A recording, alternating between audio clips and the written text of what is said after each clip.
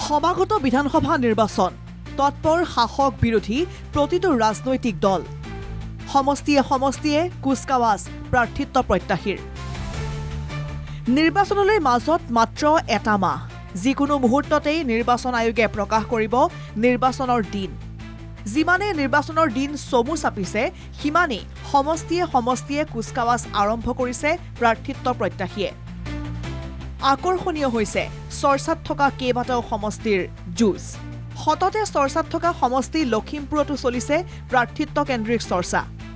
বিজেপিয়ে আনুষ্ঠানিকভাৱে প্ৰাৰ্থী তালিকা ঘোষণা কৰা নাই যদিও ইতিমধ্যে মুখ্যমন্ত্ৰী হিমন্ত বিশ্ব শৰ্মাই কিছুদিন পূৰ্বে লখিমপুৰ সমষ্টিত পুনৰ মানৱ ডেকাই টিকট লাভ কৰিব বুলি ঘোষণা কৰিছে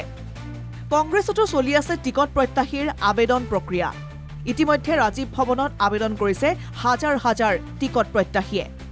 লখিমপুৰ সমষ্টিত চৰ্চালৈ আহিছে যুৱ নেতা প্ৰত্যুষ দত্তৰ নাম